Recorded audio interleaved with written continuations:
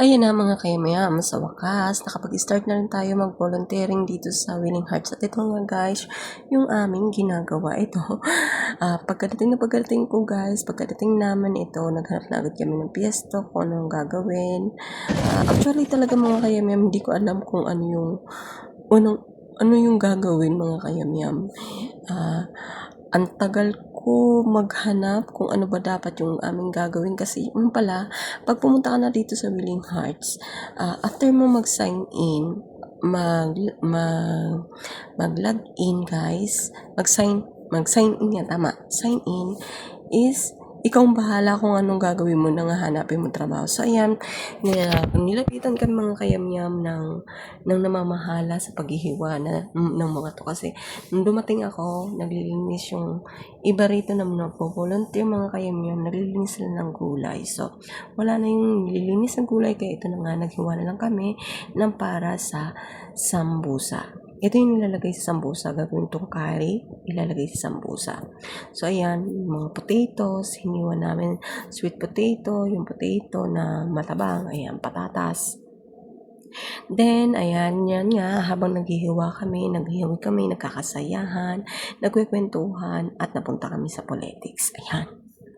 Kasi, yung kasama naming Indonesian mga kayamyam, yung aking kaharap is, may hilig rin siya, open-minded siya pagdating sa politics. Kaya yan, syempre kami is marami kami Pilipino nandyan at meron din kami kasamahan na Pilipino rin yan na syempre pinag-usapan namin yung about nga nangyayari sa Pilipinas. At hindi lang kasi ang Pilipinas ang may gulo ngayon. Pero sa kanila talaga sa Indonesia at sa iba pang parte ng bansa, talagang as in, nilulusog nila yung mga tawag dito, yung mga politiko na mga korapi, di ba?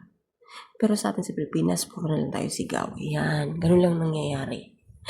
So, ayan na nga mga kayamyan, ayan, tuloy-tuloy lang yung aming usapan at ito, malapit na kami matapos mga kayamyan sa mga oras na to sa aming paghihiwa kasi unti na lang to at yun na nga, ang hinihiwa na nila ay yung kalabasa. Yung kalabasa sabi ko, isang tabi lang, huwag isasama sa sweet potato at saka sa potato. Then, ayan, marami kami, nasa SMV nga kami mga kayamyan. So, ito na nga, at ito na yung update natin sa ating unang volunteering dito sa Willing Hearts. Actually, 40 hours yung kailangan natin para makakuha tayo ng certificate na may perma ng MOM. So, ayan nga guys. Ganito lang kagandahan dito sa Singapore mga kayamyan. Once na nag-volunteer ka, kasi under government ito, automatic makikita ng MOM na ikaw ay nagbo-volunteer dito sa bansa nila. So, ayun mga kayamyan. So, ayun lang ang ating kwento sa araw na ito at sa oras na ito. Ito nga pala yung nangyari, no? First volunteering natin sa Willing Hearts is September 28, 2025. So, ayan. Ngayon October lang natin na ini-upload. Ayan. Actually, nakakatamad din kaya mga kayamyan mag-edit.